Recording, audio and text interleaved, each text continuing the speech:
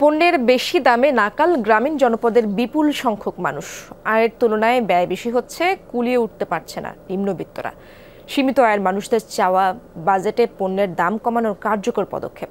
বিদ্যুৎ সংকট, ধানের বীজ এবং কীটনাশকের দাম বৃদ্ধিতেও বাড়ছে দুশ্চিন্তা।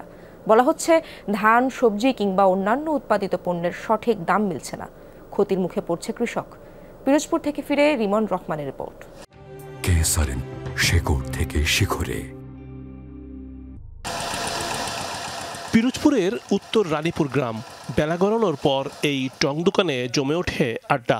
অংশ নেন এলাকার মধ্য ও বয়স্ক মানুষ।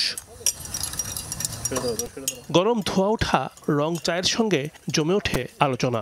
প্রশ্ন ছিল, পণ্যের দাম কি সহনীয়? হাতের নাগালের মধ্যে কি আছে চাল, ডাল, নুন, তেল? আয় করি মনে করেন যা তার সাইয়া খরচা ব্যয় কি করি দাঁড়াবার কায়দা আছে? চাল, ডাল, তেল, নুন, আলু, পেঁয়াজ সপ্তাহে বাজার।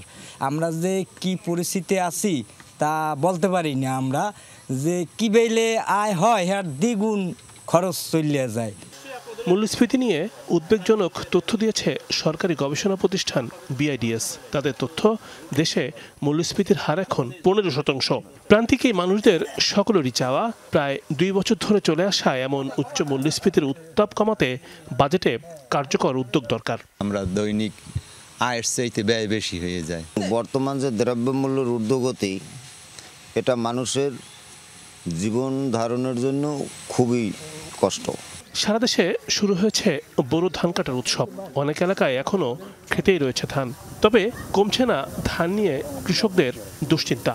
ধান উৎপাদনে দরকার হয় কীটনাশক, কিন্তু বেশি দামের কারণে কুলিয়ে উঠতে পারছে না কৃষক। পাশাপাশি পানি সরবরাহে পাওয়া যাচ্ছে না নিরবিচ্ছিন্ন বিদ্যুৎ। যদি ওষুধের দামটা, সারের দামটা যদি কমাই দিত তাহলে হয়তো না কৃষক একটু বাঁচত। বাজেট হিসাবে আমার সার, বিষ ইত্যাদি দিয়ে গেলে আর মনে করেন দাম যদি কম থাকে তাহলে আমরা বাঁচুন, নালে জমি জমা বন্ধ দেবো করা শশা। গ্রামীণ জনপদে উৎপাদিত নানা ধরনের পণ্যের ন্যায্য দাম নিশ্চিত হচ্ছে না। লাভের মধু খেয়ে ফেলছে মধ্যস্বত্বভোগী। আসন্ন বাজেটে বাজার ব্যবস্থা সংস্কারের রূপরেখা চান সবাই।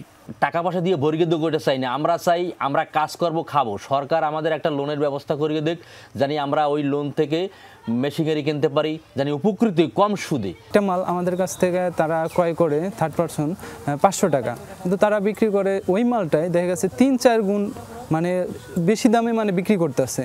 কিন্তু লাভের টাকাটা পাইতেছে কে? ওনারা পাইতেছে, কিন্তু তৈরি করতেছে আমরা কিন্তু লাভ পাইতেছি না। দ্রুত সময়ের মধ্যে মূল্যস্ফীতির লাগাম টানা না গেলে আরও চাপে পড়বে সাধারণ মানুষ। সামাজিক নিরাপত্তামূলক কর্মসূচি জোরদার করা দরকার। খাদ্য নিরাপত্তার হীনতায় ভুগছেন 22%-এর মতো। ওয়ার্ল্ড ব্যাংকের যে হিসাব করা হয়েছে সেখানে পুষ্টির নিরাপত্তায় 70%-এর মতো বলছেন যে পুষ্টির নিরাপত্তায় তারা ভুগছেন।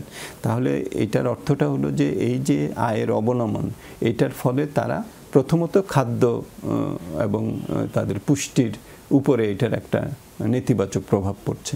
গ্রামে বাস করে দেশের মোট জনসংখ্যার প্রায় 70% মানুষ। বড় সংখ্যক এই মানুষদের চাওয়া পাওয়ার গুরুত্ব দেওয়া দরকার। 2 বছর ধরে দেশের গড় মূল্যস্ফীতির হার প্রায় 10%।